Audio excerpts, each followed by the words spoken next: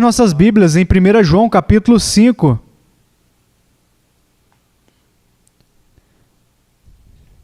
Versículo 13.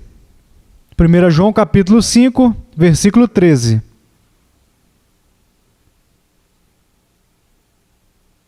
Estas coisas vos escrevi a fim de saberdes que tendes a vida eterna, a vós outros que credes em o nome do Filho de Deus.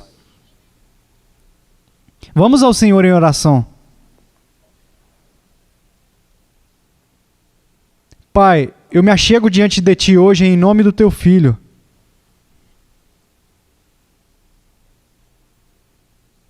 Senhor, há uma grande batalha aqui neste lugar, que veio para atrapalhar esse culto.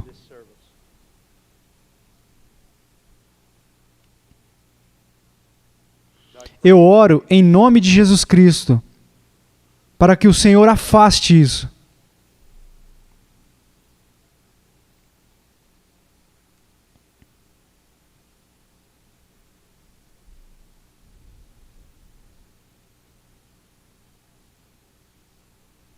E que a Tua palavra seja proclamada. Que o Espírito de Deus opere no coração dos homens.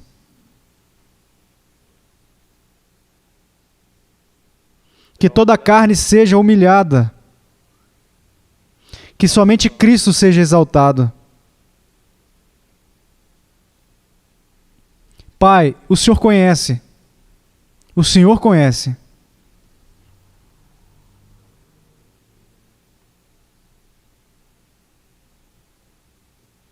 Restaure a obra, Senhor, que o Senhor começou nesta manhã. Não deixe que nada te impeça. Em nome de Jesus. Amém. Hoje nós vamos falar sobre salvação. Não há nada mais importante do que o Evangelho de Jesus Cristo e a salvação. A maioria de vocês são mais jovens do que eu, mas vocês vão descobrir que a vida vai passar rapidamente. Que os seus dias vão passar rapidamente, que vai demorar menos de um século, menos de várias décadas, que cada um de nós estará diante de Deus e será julgado.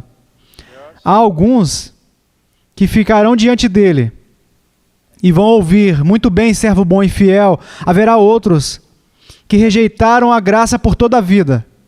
Eles rejeitaram a graça e por causa disso eles vão ouvir: apartai-vos de mim, eu nunca vos conheci. É muito claro nas Escrituras, mas por causa do país em que nós vivemos, cheio de tantas heresias, é difícil para muitos discernir se são ou não verdadeiramente cristãos. Alguns aceitam o Evangelho como se fosse algo para comprar depois das vendas, pensando que a segurança eterna delas está seguro, que é seguro, porque uma vez na vida eles fizeram uma oração e pediram a Jesus para entrar. Eles são outros que caminham em condenação, porque eles têm legalismo e todos os tipos de justiça própria lançados sobre eles, de uma maneira que, embora sejam verdadeiros crentes em Cristo, eles caminham em constante dúvida. Somente as Escrituras podem nos conceder o equilíbrio correto, apenas as Escrituras. Como sabemos se somos verdadeiramente cristãos? Quando é tão fácil ser enganado. Por um lado, ser indiferente quanto à fé. Por outro lado, ser cheio de justiça própria. Como nós podemos conhecer verdadeiramente se somos ou não cristãos? E esta é a razão pela qual este livro foi escrito. 1 João capítulo 5 nos diz essas coisas. O que são essas coisas? As coisas escritas neste livro. Vos escrevi, para quem? Para aqueles que creem no nome do Filho de Deus. Foi escrito para verdadeiros crentes. Para qual propósito? Ao ouvir a palavra de Deus, o Espírito de Deus a aplicaria em seus corações e eles teriam uma garantia bíblica de que eram convertidos. Agora, esse é o propósito de João, mas ao mesmo tempo, quero que vocês vejam que esse propósito pode se reverter para aqueles que pensam que acreditam, mas não acreditam. Porque João vai nos dar uma série de testes, pelo qual nós podemos examinar as nossas vidas para ver se estamos na fé. E aqueles que são verdadeiros crentes se regozijarão e ficarão fortes com o que ouvem neste texto. Aqueles que são incrédulos, bem, existem duas possibilidades. Que o coração deles esteja tão endurecido que eles vão ouvir isso, vão julgar a si mesmo e ainda vão ter paz. Ou o coração deles será quebrantado e eles vão começar a enxergar. Eu não conheço. Agora, antes de chegarmos a esses testes, eu quero fazer uma pequena introdução desta maneira. Como nós sabemos se somos cristãos? Existe um sentido e nós podemos olhar para isso logicamente, mas com uma verdadeira lógica e uma honestidade. A Bíblia promete isso, pois Deus amou o mundo de tal maneira que deu o seu próprio Filho, para que todo aquele que nele crê não pereça, mas tenha a vida eterna. A verdade proposicional aqui, existem declarações sendo feitas, e essas declarações são isso: aquele que crê em Cristo tem a vida eterna. Então, a lógica, existe uma razão. Você se pergunta, eu creio? Eu confio apenas em Cristo? Ou eu estou confiando em Cristo e mais alguma coisa? Muitos hoje em dia afirmam ter fé em Cristo, mas quando eu pressiono eles, eventualmente eles se esforçam para voltar à sua própria justiça própria. Mas o verdadeiro crente, bem, deixa eu dizer dessa maneira, será mais fácil para um camelo passar pelo buraco de uma agulha do que alguém pudesse passar para o céu com um fiapo de justiça própria sobre si. O verdadeiro crente é uma pessoa quebrantada. O verdadeiro crente amanhece sobre o pecado. O verdadeiro crente só tem esperança, alegria e paz por causa de Cristo. O verdadeiro crente não se deleita com constantes olhares internos. Se regozija em sua própria piedade e não chamam a atenção para si. Mas eles adotam as palavras do salmista que disse: não a nós, Senhor, não a nós, mas a Ti seja a glória. Não chamando atenção para si, não se gabando de sua própria justiça, não se exaltando por causa de sua própria piedade, não vai abrir a porta e dizer: olhe para mim! Porque os seus atos mais justos são trapos imundos diante de Deus, que é um Deus santo, e cheira mal nas narinas de Deus. Mas o verdadeiro crente diz: eu não tenho nada, exceto Cristo, e somente Cristo. Eles cresceram em verdadeira sabedoria espiritual, de uma maneira que dizem isso: eu já não me glorio na carne, mas eu espero em Cristo. Somente em Cristo.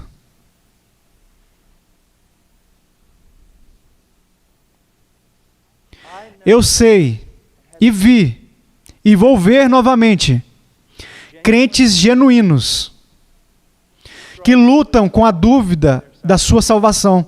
Eu vi isso. Às vezes você escuta falsos ensinos que se você duvida da sua salvação é porque você está perdido. Isso não é verdade. A razão pela qual este livro foi escrito é porque o crente genuíno pode chegar ao ponto de duvidar da sua salvação. Um crente genuíno pode duvidar da sua salvação, mas um crente genuíno nunca irá duvidar. Nunca duvidará da verdade. Que Cristo é sua única esperança. Que Cristo é sua única esperança. Um crente genuíno pode ir e voltar nisso. Eu estou salvo, não estou salvo, estou salvo. Mas eles não vão e voltam com: sou justo o suficiente para ser salvo ou não sou justo o suficiente para ser salvo. Isso foi estabelecido em seus corações. Isso está estabelecido em seus corações.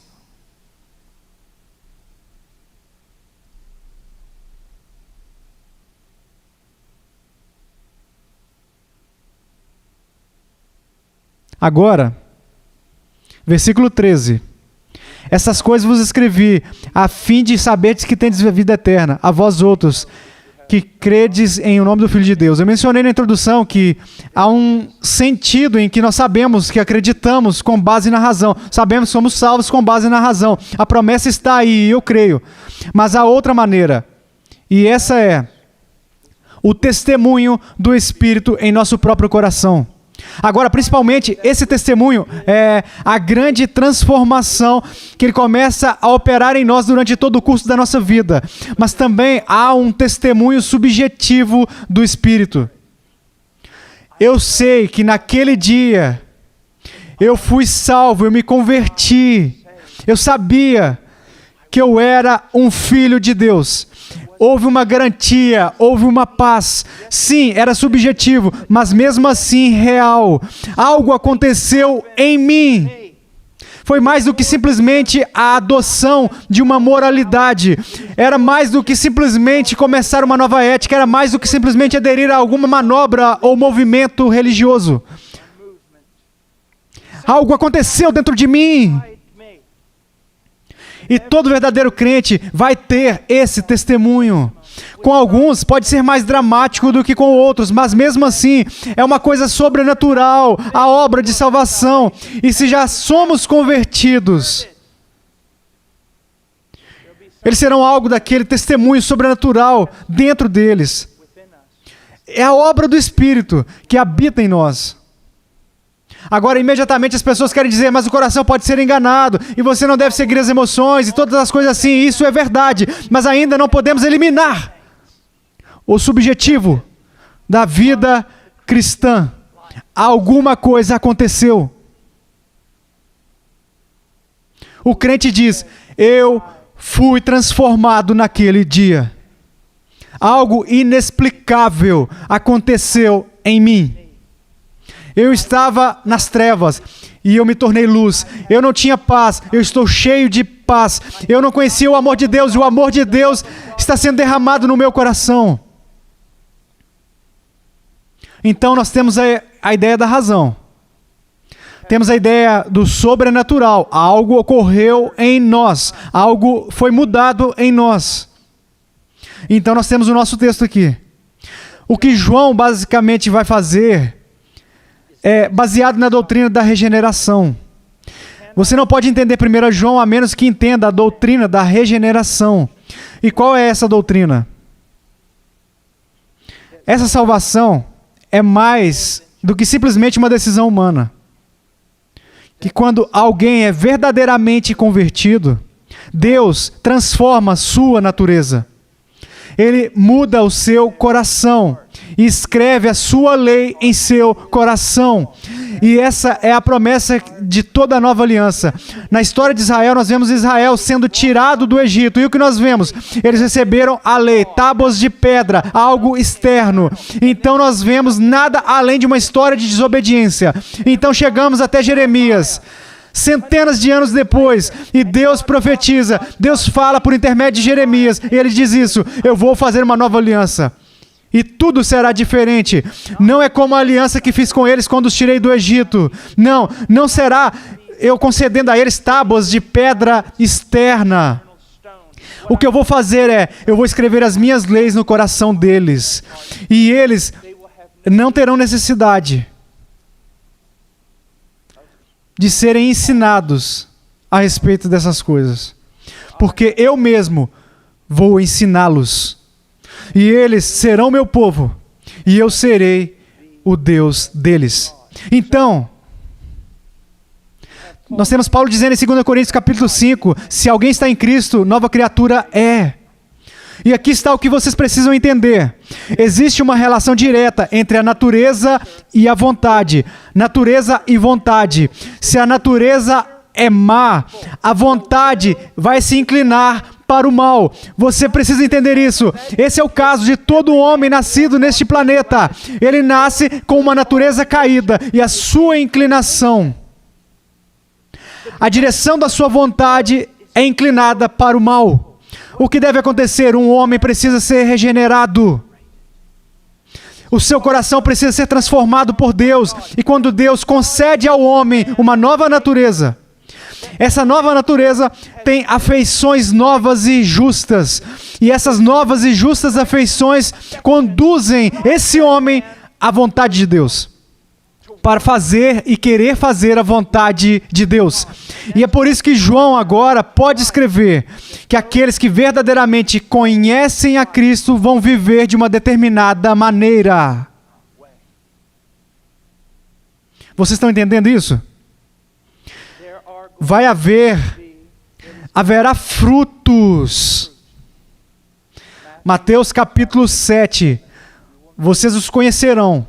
Não apenas o falso profeta, mas vocês conhecerão tudo pelos seus frutos. Deixa eu colocar dessa maneira, sabe? Não me importa quantas escrituras você conhece. O que você faz? O que você faz? A Bíblia não olha o que tanto sai da sua boca. O que você pratica? Como você vive? O que você é, como você é. Essa é a evidência de uma pessoa verdadeiramente convertida. E há tantas pessoas pegando Mateus capítulo 4, e elas dizem que quando o diabo vier, você vai ter que citar a escritura para ele. Jesus não derrotou o diabo naqueles 40 dias no deserto, porque ele citou a escritura para o diabo. Essa é a coisa mais tola que eu já ouvi, mas é predominante na terra, não é mesmo? Ele não derrotou o diabo citando as escrituras a respeito do diabo. Ele derrotou o diabo obedecendo a escritura que ele citou. Vocês estão entendendo isso? Vocês entendem isso? Isso não é magia. Isso não é mágica. Isso é fé e obediência. Isso é o que é. Agora vamos examinar esses testes e começar no capítulo 1. Versículo 5. Ora, a mensagem que da parte dele temos ouvido e vos anunciamos é essa, que Deus é luz e não há nele treva nenhuma. Deus é luz. Agora, quando ouvimos isso, principalmente as pessoas começam a pensar, sim, Deus é santo, não há mancha nele. E isso é verdade. Mas essa provavelmente não é a ideia principal de João aqui. Veja, havia um grupo de pessoas. Eles não podem ser chamados de gnósticos, mas pelo menos eles foram, no começo, gnósticos.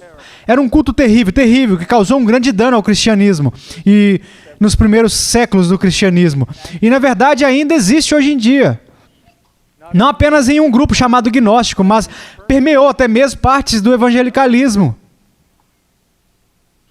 Eles eram um grupo perigoso, eles ensinavam basicamente isso, que Deus não é luz, Deus é trevas, no sentido de que Deus está oculto, esotérico, que você não pode realmente conhecer a Deus. O homem comum, o crente comum, não pode realmente conhecer a Deus. Somente essas pessoas super espirituais poderiam realmente conhecer a Deus.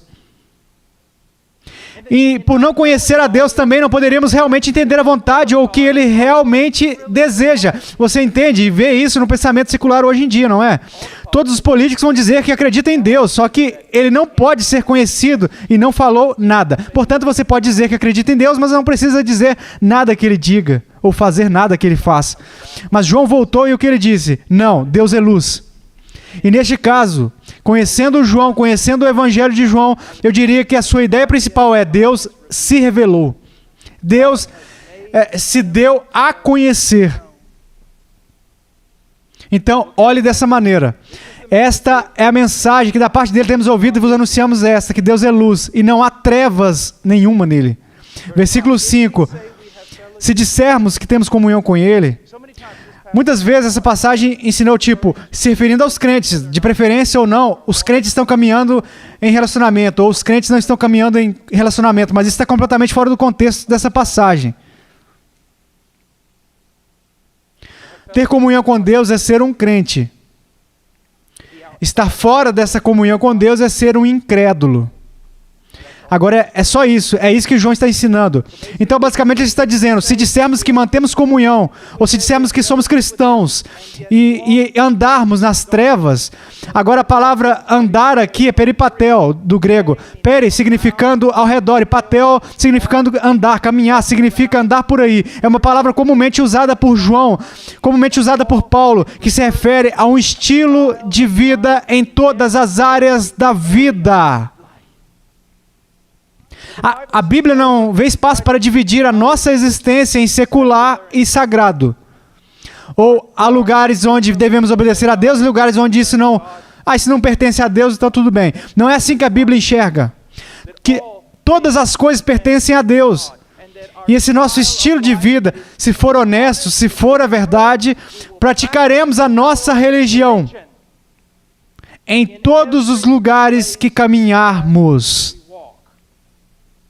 Então ele diz, se dissermos que mantemos comunhão com Ele, caminharmos, se somos crentes, e ainda assim, caminharmos em quê?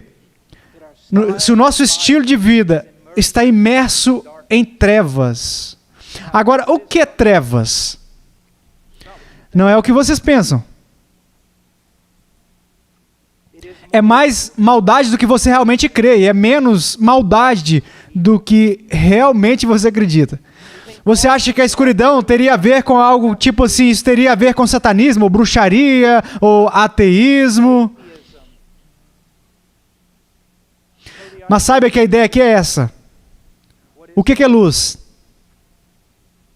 A revelação de Deus. O que Deus revela? Ele nos disse quem Ele é e nos disse o que Ele ordenou. Isso é a luz. Sabemos que recebemos luz. Quem é Deus? Temos luz sobre ela. Qual é a vontade de Deus? Aquele que caminha nas trevas, caminha de uma maneira que contradiz o que Deus nos disse sobre si mesmo. E contradiz o que Deus disse sobre a sua vontade. Isso é o que significa caminhar em trevas. Agora, eu quero que olhemos para algo, porque nós temos que ser muito cuidadosos aqui. Em primeiro lugar, a palavra peripatel está em um tempo presente, denotando a ação contínua. Não é apenas falar sobre um momento no tempo, mas também sobre o estilo de vida de uma pessoa. Então, se você fosse simplesmente julgar uma pessoa por um momento no tempo, na história, você poderia julgar mal essa pessoa. Você pode ver um verdadeiro crente cometer uma ação que é pecado e imediatamente os descrever como incrédulos, mas isso não seria bíblico, não seria justo, não seria correto. Ou você pode enxergar uma pessoa com moralidade grotesca e ódio contra Deus. Você poderia vê-los, em um momento, vê-los fazer algo de uma ação justa e chegar à conclusão, eles são crentes. Então você vê esses dois momentos de tensão, esses momentos são enganosos. Mas o que a Bíblia está falando é a respeito de olhar para todo o seu estilo de vida. Como eles vivem durante todo o curso dos seus dias e durante todo o curso de todas as suas atividades. Como eles vivem. Vocês estão entendendo? Agora, aqui está a pergunta para vocês. Vocês caminham nas trevas? E perceba isso, você pode caminhar nas trevas e ser muito moral. Você caminha de uma maneira que contradiz o que Deus revelou a respeito da sua natureza, sobre quem Ele é. Você caminha de uma maneira que contradiz o que Deus revelou a respeito da sua vontade. O seu estilo de vida é uma contradição com a vontade de Deus? Ou está de acordo com a vontade de Deus? Nós poderíamos definir dessa maneira, se quiséssemos voltar ao livro de Efésios. Você está caminhando de acordo com o curso deste mundo, desta era? Você está indo com o fluxo? Ou você está caminhando contra o curso deste mundo, com os seus olhos postos na vontade de Deus, sendo conformado à imagem de Deus? Portanto, essa é a primeira coisa que vocês precisam responder. E esses testes, antes de prosseguirmos, também são muito importantes para os pais. Porque uma criança criada em um lar religioso geralmente vai dizer: eu creio, eu creio, eu creio. E se uma criança disser: eu creio, ninguém nunca deveria olhar para essa criança e dizer: não, você não. Não devemos esmagar o fogo que está dentro deles, mas também não se precipite em sua afirmação dessa fé. Uma coisa apropriada a fazer é dizer: se você crê, você está salvo. Mas nos deixe cuidar da sua vida. Vamos nos examinar à luz das Escrituras, até que você tenha plena convicção da sua fé, baseada na palavra escrita de Deus. Vocês estão entendendo isso? Simplesmente uma coisa prática aqui para a igreja, para os pais. Outra coisa muito apropriada a fazer, algo um tanto útil. É muito útil. Quando uma criança diz eu creio, como se eles quisessem participar da ceia do Senhor, ou eles querem ser batizados depois de verem um batismo. Bem, eu posso fazer isso também? Sente com ele e discuta o assunto com eles, mas depois diga a eles: aqui está o que eu quero que você faça. Domingo, vá até os anciãos. Vá até os anciãos e converse com eles. Bem, pai, você vem comigo? Não. Não, eu não vou. Se você realmente pensa que o Senhor trabalhou na sua vida, vá falar com o irmão Anthony e o irmão Mark. Em seguida, marque uma reunião com eles para que possa discutir esses assuntos com você. É uma maneira um tanto prática de enxergar se alguém quer ser batizado só porque todas as outras crianças foram batizadas. É uma maneira muito prática de enxergar que alguém quer estar na ceia do Senhor só porque viram algumas outras crianças da idade delas na ceia do Senhor. Porque você não gostaria que os anciãos se envolvessem nisso? Dando conselho. E quando você enxerga uma criança que diz: então eu irei aos anciãos porque eu me converti. Uau! E eles se sentam e explicam a fé deles, explicam o que Deus tem operado em suas vidas. É isso. Isso é algo bom. Agora, simplesmente um pensamento prático. Então, o primeiro teste é este: o verdadeiro crente caminhará na luz, como um estilo de vida. Vai caminhar de acordo com o que Deus revelou a respeito da sua natureza e a sua vontade. Agora, se você pegar as minhas palavras e levar a sério neste momento, você deveria estar tremendo. Por quê? Porque os crentes, os verdadeiros crentes, os crentes mais maduros, eles pecam. Mesmo na vida mais piedosa, se costuma dar 2 passos para frente e 3 para trás. Então, o que nós fazemos? Não somos cristãos? Devemos todos ser condenados? Todos nós perdemos nossa segurança esta manhã, porque ninguém caminha constantemente, continuamente, de acordo com o que Deus nos disse sobre si mesmo ou sua vontade. E se você acha que faz isso, eu posso garantir que agora que você realmente está reprovado no teste. Você não é cristão. Você está enganado. Então, para onde iremos a partir daqui? Bem, só precisamos continuar lendo, porque agora João vai lidar com esse problema. Veja o versículo 8. Se dissermos que não temos pecado nenhum, a nós mesmos nos enganamos, e a verdade não está em nós. E aqui está algo que é muito importante. Quando você diz que Deus está oculto, que Ele não nos disse quem Ele realmente é, e que você não pode realmente conhecer a vontade dEle, então é muito fácil começar a crer que você não tem pecado. Quanto mais Deus estiver escondido dos homens, mais justiça própria você encontrará. E quanto mais os homens realmente conhecerem e proclamarem a Deus, mais vão se humilhar diante de Deus e vão enxergar. Vocês estão entendendo? Então esses crentes, eles ouviram agora. Se você é um verdadeiro crente, caminhará de acordo com a verdadeira natureza e a vontade de Deus. Eles estão sentados aí. Mas João, nós pecamos. Ainda pecamos, lutamos contra o pecado, odiamos o nosso pecado, mas nós pecamos, João. Então João dá a eles outro teste. Se dissermos que não temos pecado nenhum, nós mesmos nos enganamos e a verdade não está em nós. Portanto, uma das grandes evidências de que você é um verdadeiro cristão não é que você não peca mais, mas que agora você reconhece o seu pecado e você enxerga isso como pecado. Na verdade, se você não reconhece o seu pecado e não o enxerga como pecado, é uma evidência que você não é um crente. Então ele diz: se dissermos que não temos pecado nenhum, nós mesmos nos enganamos, a verdade não está em nós. A verdade de Deus implantada pelo Espírito Santo simplesmente não está em nós. Versículo 9: se confessarmos os nossos pecados, Ele é fiel e justo para nos perdoar os pecados e nos purificar de toda injustiça. Se confessarmos os nossos pecados, qual é uma das maiores evidências de um verdadeiro crente? Eles reconhecem o pecado em suas vidas. E eles confessam isso. Eles confessam isso. Eles são confessionais dessa maneira. Eles são marcados pelo quebrantamento e pela confissão. Mas não pense que a vida cristã é simplesmente olhar para o seu pecado, ser quebrantado e confessá-lo. Não! Porque quando nós olhamos para o nosso pecado e o confessamos, sendo quebrantados pelo nosso pecado, também experimentamos o quê? A graça de Deus. E a alegria da nossa salvação, não em nossas próprias obras, mas nas obras de Cristo em nosso favor. Vocês estão entendendo?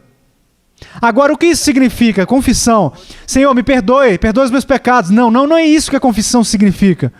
Isso é pedir ao Senhor que perdoe os seus pecados, mas isso não é confissão. Ou, Senhor, se eu pequei de alguma maneira, me perdoe. Isso também não é confissão. O que é uma confissão? Vem da palavra grega homologeu. Homo, que significa igual ou concordar. E logeo, confessar. Homologeo é confessar a mesma coisa. Agora, o que isso significa? Não é o ministério do Espírito Santo que nos fala sobre o nosso pecado? É o seu ministério. Para convencer não só o mundo, mas também a nós do nosso pecado. Então, digamos que nos levantamos de manhã e estamos impacientes com um dos nossos filhos, ou temos sido impacientes com a nossa esposa, ou temos sido frios com alguém, incrivelmente frios com alguém. E quando saímos de casa, do prédio, o Espírito Santo começa a lidar conosco, trazendo a Escritura talvez à mente, nos mostrando que nós pecamos. Então o Espírito Santo diz: você pecou, você tem sido impaciente. A confissão é quando você concorda com o que Deus falou. O que você diz a respeito de mim, Deus, é verdade. Eu pequei, eu estou sendo impaciente. Vocês estão entendendo? Ele está falando a mesma coisa. Está concordando com Deus a respeito do seu pecado. Isso é confissão. Isso é confissão. E o verdadeiro crente, ele é marcado por isto. Ele é marcado por isso. Mas deixa eu mostrar como funciona. Porque já falamos sobre revelação, agora vamos falar sobre confissão. Uma pessoa está caminhando neste mundo, ele é um incrédulo, ele está em trevas. E de repente alguém prega o evangelho para ele, e o Espírito Santo opera no coração dele, e ilumina a mente dele, e ele enxerga Deus como nunca tinha enxergado antes. E à luz dessa luz, ele se enxerga como nunca tinha se enxergado antes. E ele enxerga o seu pecado como nunca tinha enxergado o seu pecado antes. E ele está sendo quebrantado como nunca foi quebrantado antes. Sim, no entanto, ele não se arrepende para a morte, não é um quebrantamento para o desespero, porque naquela revelação de Deus ele enxerga Cristo e o Calvário como ele nunca enxergou antes. E ele confia, ele crê. E então o que acontece? Ele está cheio de alegria, ele troca o seu saco de cinzas por uma vestimenta de alegria. Agora, como crentes, o que acontece? O que acontece como crentes? À medida que nós crescemos, você é um novo crente e você começa a estudar as Escrituras. Ao estudar as Escrituras, a natureza de Deus revelada em seus mandamentos, a sua justiça, a sua santidade, ele começa a mostrar a você mais e mais e mais do seu pecado, o que conduz a um quebrantamento cada vez maior, o que leva a uma confissão bem mais profunda, e essa confissão profunda se transforma em uma alegria mais profunda, para que seja o fim da sua vida. Você é mais santo do que quando você começou. E ainda, ao mesmo tempo, você está mais quebrantado do que quando você começou. E ainda, ao mesmo tempo, você está mais alegre do que quando você começou. E há um grande intercâmbio acontecendo. Em vez de se gabar agora do seu desempenho, que fede diante das narinas de Deus, agora você se vangloria da obra consumada somente de Cristo. Vocês estão entendendo? Confissão. Qual é uma das maiores evidências de que você realmente se tornou um crente? É a confissão. Isso não quer dizer que um cristão não tenha vitória. Eles possuem vitória. Isso não quer dizer que um cristão simplesmente é salvo em seu pecado. Não. Ele é salvo do seu pecado. Deus trabalha em sua vida e começa a transformá-lo. Mas saiba disso, você nunca alcançará um ponto de perfeição até o dia em que entrar na glória.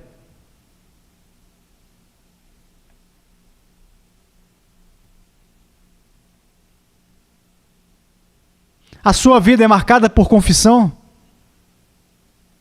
A sua vida é marcada por confissão? Você enxerga o pecado de uma maneira diferente agora? Isso o conduz a concordar com Deus e confessar, e às vezes até confessar pecado a um irmão e irmã em Cristo que você prejudicou.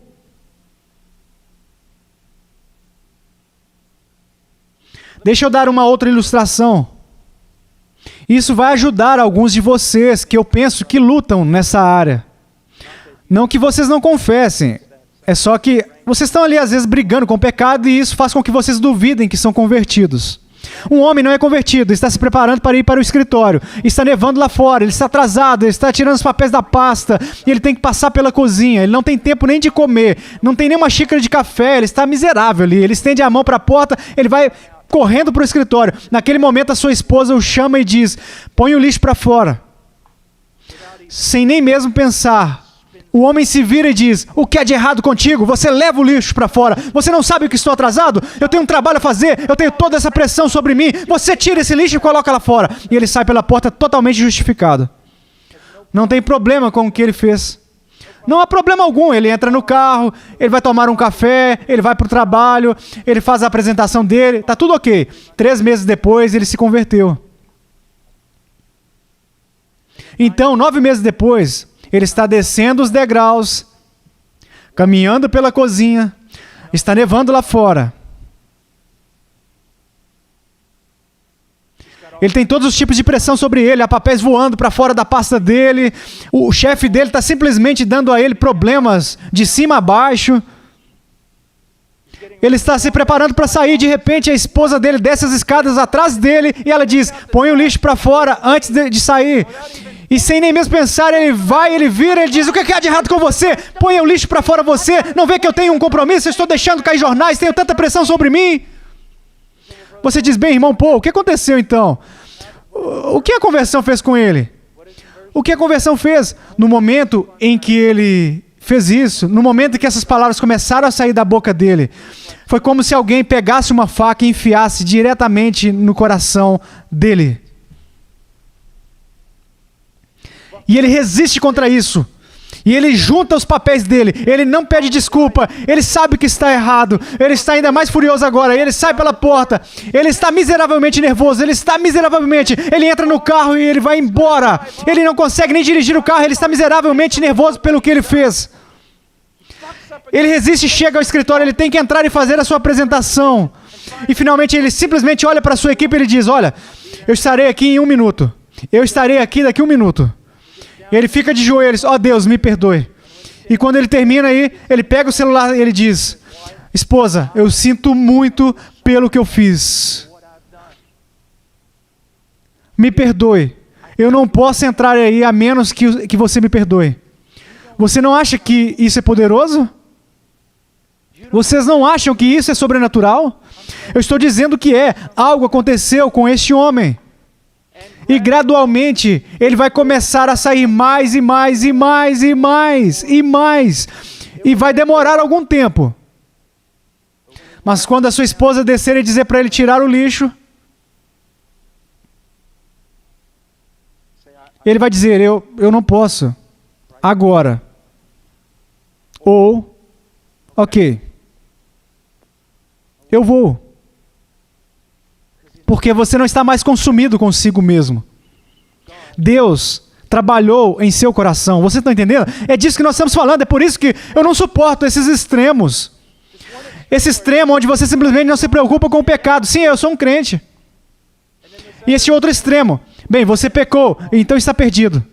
Ambos são mortais. Você entende? Você pode caminhar por 1000 milhas dessa maneira, 1000 milhas daquela outra maneira e estar na falsidade. Mas caminhar na verdade é como caminhar no fio de uma lâmina de barbear. E há valas em ambos os lados e você pode cair nelas. Evite os extremos. Nós somos um povo transformado. Nós podemos dizer que sim.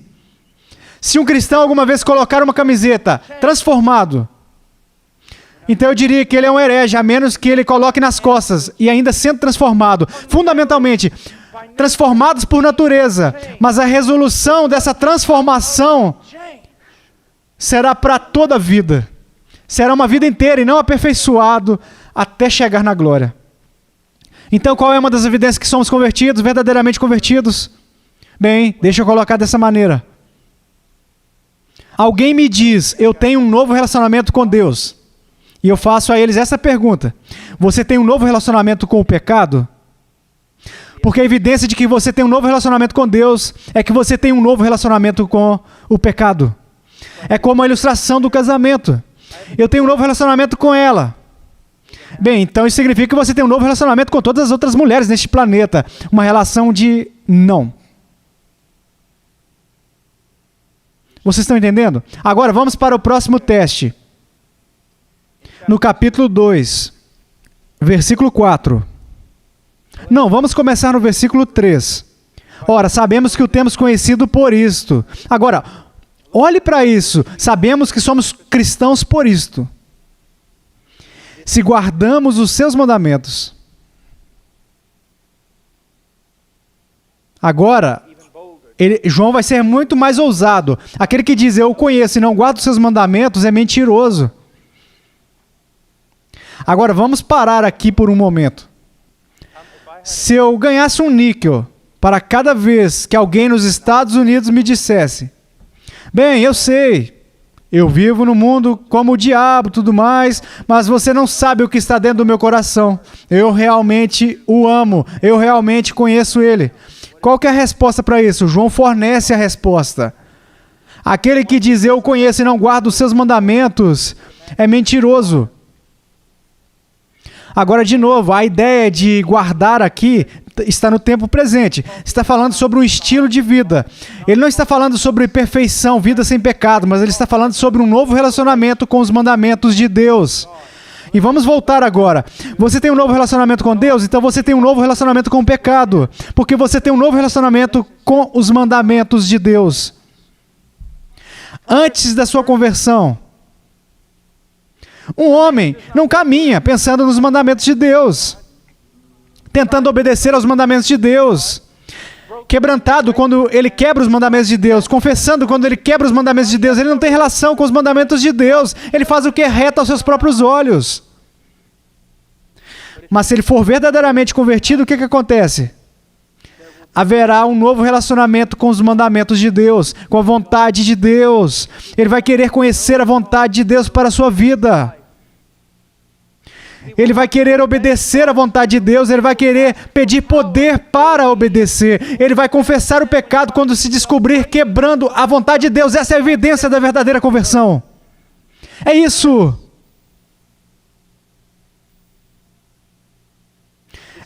É encontrado em vocês? É encontrado em vocês? De novo, não estamos falando sobre algum fariseu hipócrita. De jeito nenhum. Podemos estar falando sobre uma pessoa que está lutando, e lutando muito, mas a sua luta vem do fato de que agora quer obedecer à vontade de Deus, que deseja obedecer à vontade de Deus. É significativo para vocês, significativo, é precioso para vocês. E agora, alguns de vocês, porque eu conheço as obras do diabo, eu sei como ela funciona. Alguns de vocês estão dizendo, mas muitas vezes eu não quero estudar as Escrituras. Isso é exatamente o que você está dizendo. Muitas vezes eu sou preguiçoso, significa que eu não sou convertido. Muitas vezes não memorizo, muitas vezes eu não abro a Bíblia. Isso significa que eu não sou convertido? Eu posso me juntar a vocês nessa música que vocês acabaram de cantar?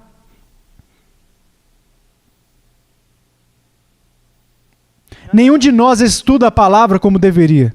Nenhum de nós memoriza a palavra como deveria. Mas aqui está algo que eu sei. Antes da conversão, isso não me incomodava. Que eu era um preguiçoso com respeito à piedade, à devoção e ao estudo das Escrituras. Agora, isso me mata às vezes. Pô, você é um pregador. Como você pode não querer levantar da cama agora e estudar? Você está entendendo? Se você luta com isso, e eu sei que vocês fazem, se você luta com isso, isso também me diz algo sobre você. Você entende? Se os homens são verdadeiramente, radicalmente depravados, então não há virtude ou desejo de Deus neles, a parte da obra do Espírito. E no entanto, você está sentado aí dizendo, eu desejo ser mais como Ele, eu quero conhecê-lo melhor, eu quero obedecê-lo mais. E isso me mata quando eu não realizo exatamente as coisas que eu desejo. Isso me diz que algo aconteceu com você. Mas você vai ter um novo relacionamento com a sua palavra, você vai. Me escutem, jovens. Me escutem, porque vocês não conhecem o que vocês pensam que conhecem. Eu sei disso, porque quando eu tinha a idade de vocês, eu não conhecia o que eu pensava que conhecia. E eu sei disso porque daqui a 30 anos, se eu estiver vivo até lá, vou olhar para trás, por esse mesmo dia, eu vou perceber que eu não conhecia o que eu pensava que eu conhecia até aqui agora. Isso faz parte da vida cristã.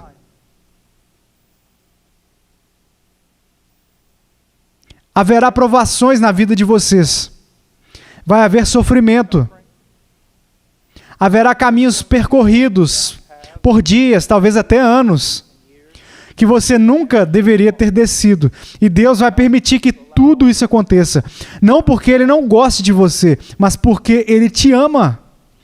Ele vai permitir que todas essas coisas aconteçam para que pouco a pouco toda a sua confiança e a sua sabedoria sejam anuladas. Você está entendendo?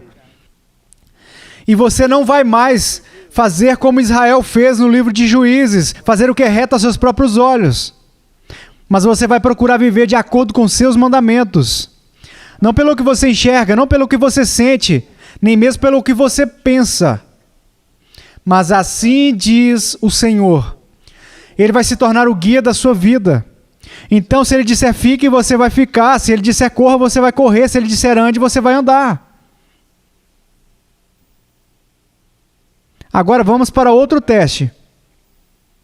Versículo 6 do capítulo 2. Aquele que diz que permanece nele, esse deve também andar assim como ele andou. Eu já li isso antes, eu vi os olhares na face das pessoas. Se eu li a face das pessoas corretamente, em que ao ouvir este texto foi o último prego em seus caixões. O que você quer dizer? Aquele que é salvo vai andar como ele andou? Não estamos falando sobre João aqui. Nem mesmo estamos falando sobre o apóstolo Paulo. Estamos falando sobre Jesus. O homem perfeito, sem mancha nem mácula. Sem contaminações nem imundícia, sempre fazendo a vontade de seu Pai, o único a passar para a glória, baseado em sua própria justiça. Você está dizendo que para ser cristão eu devo andar como ele andou, ou isso será a prova disso? Bem, é isso que João diz. Isso é o que ele diz claramente. Ele diz, aquele que diz que permanece nele, esse deve também andar assim como ele andou.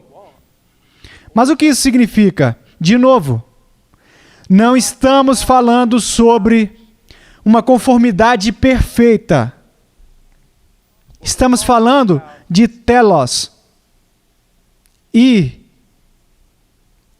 meta, alvo, linha de chegada. Sobre o que estamos falando aqui? Qual é o grande objetivo, alvo da sua vida? Com quem você quer se parecer? Quem você está procurando imitar? Quando eu era pequeno, muitas vezes eu tinha medo do meu pai, mas sempre eu respeitei o meu pai. Ele era um homem grande, ele tinha praticamente o meu tamanho, a minha altura, mas ele era muito mais forte, muito maior. E nós saíamos quando eu era pequeno e alimentávamos cavalos, principalmente no inverno, quando toda a neve e o gelo vinha e não havia água para os cavalos ou para o gado. E quando ia sair e passar pelo gelo, eu carregava água em grandes baldes. E ainda eu me lembro do meu pai até hoje, estendendo a mão e pegando o balde com uma das mãos e o outro balde com a outra mão. E de pé ali segurando aquilo e simplesmente caminhando pela neve. E eu sempre quis ser como ele. Ele queria que eu fosse assim quando eu tivesse 6 anos. E eu alcançava, eu pegava o balde, eu pegava o outro balde. Então eu tentava colocar o meu pé na pegada dele. E honestamente, eu parecia uma aranha bêbada. Se você tivesse me visto, você ia rir. Se você fosse menos que um homem bom, você teria zombado, escarnecido de mim. Mas não havia dúvida na mente de ninguém. Esse menino quer ser como o pai dele. Ele estava tropeçando, caindo, escorregando, mas ele não poderia dar o mesmo passo. Mas ainda se não havia dúvida. Ele queria ser como alguém, e esse alguém era o seu pai. Agora, eu posso fazer a vocês uma pergunta? Com quem você quer parecer? Agora, tenha medo. Porque realmente nós não precisamos que você responda essa pergunta. Já sabemos disso. Não porque somos profetas, não porque podemos olhar para dentro do seu coração. Tudo o que nós precisamos fazer era abrir os olhos. Está tão oculto quanto você pensa. Agora, eu estou dizendo isso em relação a você, em relação a mim, em relação a todos nós. A pessoa com quem você realmente espera se parecer é um tanto evidente. É muito evidente. Falando como o mundo, agindo como o mundo, se vestindo como o mundo, fazendo tudo o que o mundo faz. Tendo os mesmos heróis, tendo as mesmas paixões e desejos. Então tudo o que está dizendo a todos é que você ama o mundo. Você ama o mundo. Ou você quer ser como Cristo? Muitas coisas são ensinadas sobre a masculinidade que são tão erradas. Como se alguns dos nossos personagens históricos, sabe? Até mesmo John Wayne, ou Terry Roosevelt, ou exploradores, ou isso ou aquilo, são homens a imitar. Não, eles não são, a menos que o tenham feito para a glória de Deus. Eles não devem ser imitados. Porque nós estamos falando sobre um homem como John Wayne, ou Hércules. Estamos falando sobre ser um homem como Jesus Cristo. Estamos falando também sobre ser uma mulher que demonstra a mesma virtude do seu Senhor e o irmão mais velho. Estamos falando sobre querer ser como Jesus. Isso é evidente em sua vida. Você deseja ser como Jesus. E você às vezes se senta sozinho, como eu, à noite, no escuro, pensando: neste dia, eu agi mais como um tolo do que como Jesus. Ou eu agi mais como um caipira do que como Jesus. Eu agi mais como um homem arrogante, ou grego, ou romano, do que como Jesus. Se lembrando de conversas e dizendo: eu não falei como Jesus teria falado ali. Você quer e deseja ser como Jesus? E tenha muito, muito cuidado. Porque esse desejo de ser como Jesus é sempre filtrado por intermédio de qualquer cultura ou subcultura em que vivemos. Pode ser um cara correndo com chinelos e pulseiras, o que Jesus faria, e dizendo, cara, eu sou um homem selvagem, como Jesus era um homem selvagem. Não, você gosta da sua cultura, é o que você gosta. Ou pessoas se fantasiando como se ainda estivesse vivendo na era do orgulho e do preconceito e dizendo, eu estou parecendo com a aparência de Jesus. Não, eu lamento, eles não usavam esse tipo de roupa quando Jesus viveu. Não estamos falando sobre esse tipo de coisa. Nós estamos falando sobre o que realmente nós somos. O que realmente nós fazemos. Como nós realmente pensamos. Vocês estão entendendo isso? Isso é muito importante. Agora, vamos para o último teste, vamos encerrar. Versículo 7. Amados, não vos escrevo um mandamento novo, senão um mandamento antigo, o qual desde o princípio tivestes. Esse mandamento antigo é a palavra que ouvistes. Todavia vos escrevo um novo mandamento, aquilo que é verdadeiro nele e em vós, porque as trevas se vão dissipando, e a verdadeira luz já brilha. Agora, se você já esteve no nosso estudo na quarta-feira à noite, você sabe que esse é um dos meus versos favoritos em toda a Bíblia. Por quê? Eu simplesmente acho isso intrigante. Porque João vai, sabe, eu não estou escrevendo um novo mandamento para vocês. Então ele se vira e ele vai, ó, eu estou escrevendo um novo mandamento para vocês. E você só olha, João, você tem que decidir, você está escrevendo um mandamento antigo, um novo mandamento? Ele diz, não, eu estou escrevendo os dois. O que ele quer dizer? Se você pudesse apenas meditar sobre este texto e ter um vislumbre dele, porque eu não posso explicar ele bem. Nem mesmo o que está no meu coração sobre isso. Ele está dizendo o mandamento de amar. É um mandamento antigo, desde o início. Sempre foi. A marca de quem conhece a Deus é o amor. É um mandamento antigo, mas é um novo mandamento. De qual maneira? Quando Jesus veio, ele nos revelou uma grande expressão de amor. É como se o amor nunca tivesse sido falado anteriormente. Ele o levou a outro nível elevado. É como se fosse um mandamento totalmente novo. E ele fez isso. Ele fez. E o que ele vai dizer aqui? Ele diz, eu amo isso. Versículo 8, todavia vos escrevo um novo mandamento, aquilo que é verdadeiro nele e em vós. João, é verdade sobre mim? Como? E ele diz, porque as trevas se vão dissipando e a verdadeira luz já brilha. As trevas estão passando e a verdadeira luz já está brilhando. E o que isso significa? Tem muito a ver com revelação, mas também tem muito a ver com santificação. As coisas antigas se passaram. Em certo sentido, todas elas faleceram. Você vive em um reino completamente diferente, em uma esfera completamente diferente, 2 Coríntios 5. Mas o resultado disso, conforme você segue em frente com o Senhor, Ele vai ser fiel. Ele vai ser fiel. Para fazer o quê? Para ter certeza de que mais e mais trevas estão passando e mais luzes estão vindo. E como você vai saber quando isso acontece? Quando uma das principais maneiras que você conhece é como você ama as pessoas. Pelo menos como você aprende ou está aprendendo a amar as pessoas.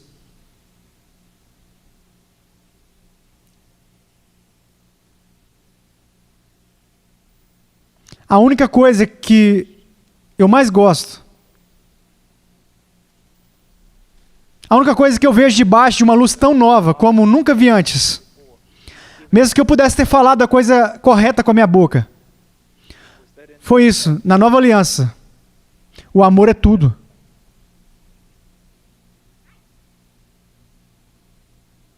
Eu ainda não sei o que eu estou dizendo quando eu digo isso.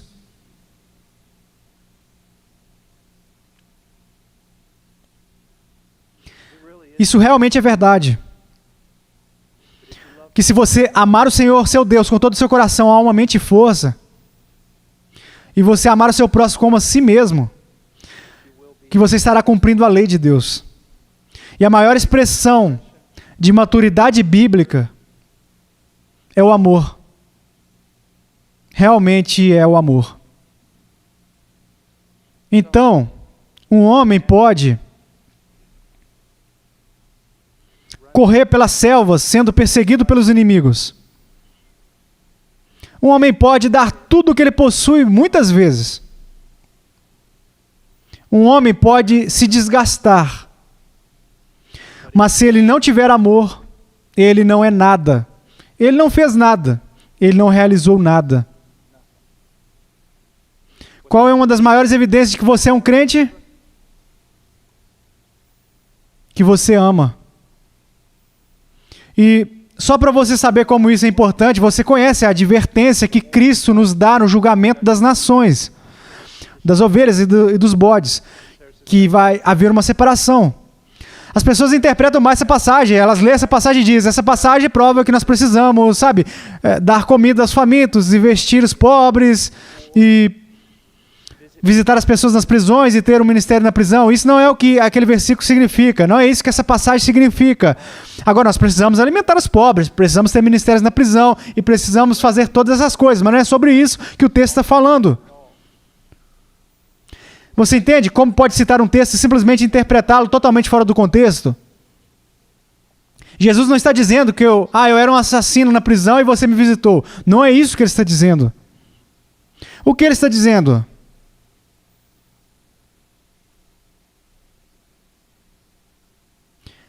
Toda coisa é a manifestação do amor por outros cristãos.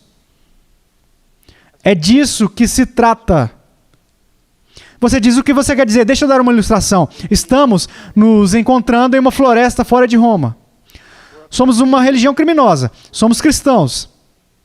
E a reunião termina por volta das 11 horas da noite. E todos nós sabemos que nós devemos voltar para a cidade por caminhos diferentes. Vai para casa, vai para a cama, e por volta das 4 da manhã, alguém batendo na sua porta, você abre a porta, é um dos crentes, e ele diz, você tem que se encontrar e voltar comigo para a floresta, venha. Então você se veste, você pega o caminho de volta para a floresta, há uma reunião ali, todos os crentes. O que aconteceu? Um dos anciãos se levanta e diz, 2 dos nossos homens, no caminho de volta, foram presos pelos soldados. Eles foram encontrados com alguns pergaminhos. Eles foram enganados e agora eles estão presos. Eles foram espancados e foram jogados na prisão. Bem, muitas prisões ao redor do mundo, você pode não saber disso. Se alguém de fora não trouxer remédios, comidas e roupas, você vai morrer. Então eles disseram, temos que fazer algo. E 2 jovens crentes pularam imediatamente, cheios de zelo, como alguns de vocês universitários, cheios de zelo. Vamos levar a roupa para ele. Vamos pegar o remédio, nós vamos pegá-lo. Então um cara mais velho como eu se levanta e diz, lindo, se senta por um minuto. Você não sabe o que está dizendo. Você vê, quando você vai e você pega aquele remédio, aquela roupa e tudo mais, e você leva até aquela prisão, eles vão saber, você também é um crente.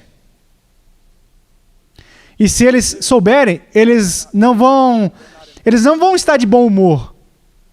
Eles vão bater em você, vão tirar sua roupa e vão te jogar na prisão. Você sabe o que você está dizendo? Como você diz, eu vou lá?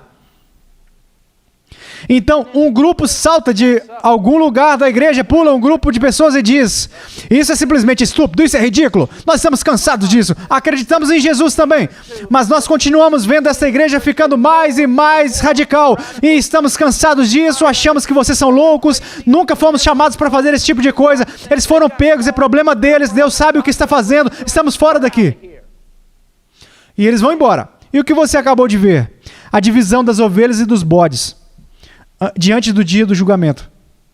Então 2 anciãos se levantam e disseram, olha, nós criamos nossas famílias. Jovens, se sentem.